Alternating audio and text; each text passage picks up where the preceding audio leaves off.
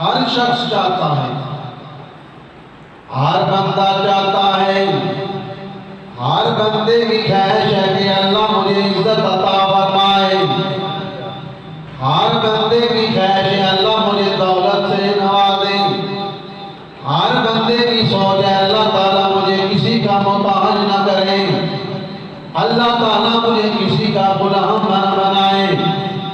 ہر بندے کی خواہش ہے اللہ تعالیٰ مجھے دولت میں، مال میں، ہر چیز میں نفع عطا فرمائے۔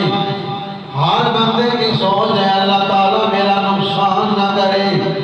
کسی مقام پر بھی میرا نقصان نہ ہو۔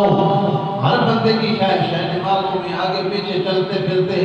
کوئی مصیبت آ جائے تو دعا کرتا ہے یا اللہ اسے ٹال دے، یا اللہ اسے ختم کر دے، یہ مصیبت مجھ سے ختم ہو جائے، یا اللہ اس سے میری عزت فلاں کام سے مجروح ہو رہی ہے، میری عزت کی حفاظت فرما، مولا میری جان کی حفاظت فرما، مالک میرے مال کی حفاظت فرما، مالک میرے گھر کی حفاظت فرما۔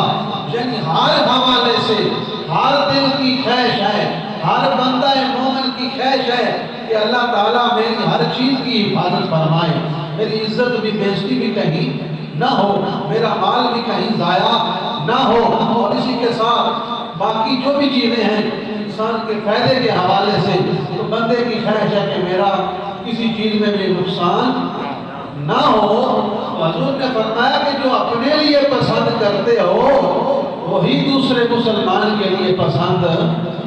کرو۔ اگر دل کرتا ہے اللہ ہماری عزتوں کو سلامت رکھے، پھر ساتھ یہ بھی دعا کیا کرو مولا جس طرح میری عزت کو سلامت رکھا ہے ایسے میرے مسلمان بھائیوں کی بھی عزت کو سلامت رکھنا۔ جس طرح تو نے مجھے دولت دی، مال دیا، مولا جس طرح تو نے مجھے دیا ایسے میرے بھائی کو بھی عطا فرما۔ جس طرح تو نے مجھے ہر چیز میں نفع دے رہا ہے یا اللہ میرے بھائی مسلمان کو بھی نفع عطا فرما۔ جس طرح یہ دعا کر رہے ہیں یا اللہ کسی لمحے میں میرے اوپر مصیبت نہ مبتلا آئے، میرے اوپر کوئی دکھ نہ آ جائے،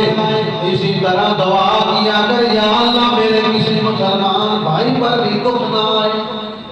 اس حدیث کا مطلب یہ بھی ہے کہ اپنے جس طرح اپنی بھلائی چاہتے ہو، جس طرح اپنی عزت کی خیر چاہتے ہو، جس طرح اپنے گھر کے حوالے سے، مال کے حوالے سے، دولت کے حوالے سے خیر چاہتے ہو، اسی طرح اپنے مسلمان کی بھلائی کے لیے بھی دعا کیا کرو، اس کی خیر کے لیے بھی دعا کیا کرو۔